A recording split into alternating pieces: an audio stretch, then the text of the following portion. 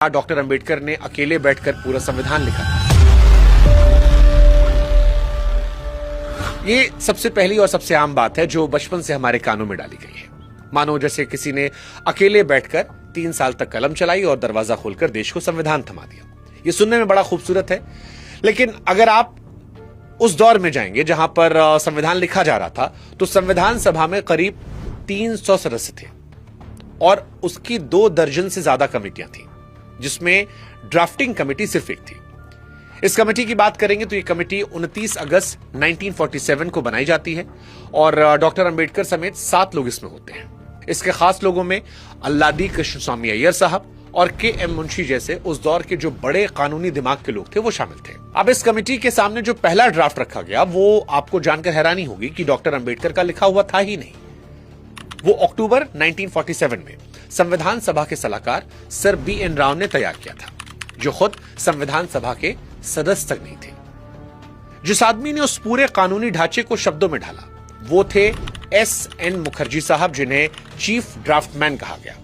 दरअसल उसी drafting committee के सदस्य टी.टी. कृष्णचारी ने खुद संविधान सभा में खड़े होकर कहा था कि 7 में से 6 सदस्य असल में वो नहीं दे पाए जो उनसे उम्मीद थी। कोई इस्तीफा दे गया, कोई बीमारी से टूट गया, कोई दूसरे कामों में चला गया। अब यह बयान एक साथी सदस्य का है, किसी बाहर वाले का नहीं है, और इसे शब्द दर शब्द उठाना अय्यर जैसे लोगों के साथ नाइंसाफी होगी, जो उस दौर के सबसे बड़े संविधान विशेषज्ञों में गिनाते थे। पर बुनियादी बात इससे बदलती नहीं है कि कागज पर 7 नाम थे, रोज की मशक्कत का काम एक आदमी कंधे पर था, और असली काम सच कहें तो ड्राफ्ट लिखना था भी नहीं।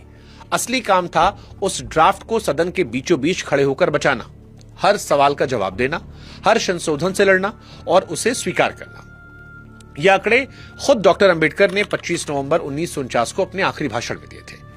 अब संविधान को अगर आप समझेंगे तो संविधान सभा 11 सत्रों में कुल 165 दिन चलती है, जिनमें से 114 दिन अकेले ड्राफ्ट बहस में आए। ड्राफ्टिंग कमेटी जो थी वो 141 दिन बैठती है। मसौदे पर कुल 7,635 संशोधन पेश किए गए, जिनमें से 2,473 सदन में सचमुच रखे भी गए थे। राव का ड्राफ्ट 243 अनुच्छेदों का था, कमेटी ने उसे 315 बनाया और आखिर में संविधान 395 अनुच्छेदों पर जाकर रुक गया।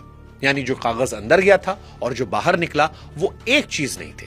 साल 1949 के भाषण में डॉक्टर अंबेडकर ने कहा कि जो श्रेय उन्हें दिया जा रहा है वो असल में उनका पूरा नहीं है, उसका एक हिस्सा बी.एन. राव का है और उससे भी बड़ा हिस्सा एस.एन. मुखर्जी साहब का है, जिनकी क्षमता उलझी से उलझी बात को सरल कानूनी ढांचे में ढालने की थी।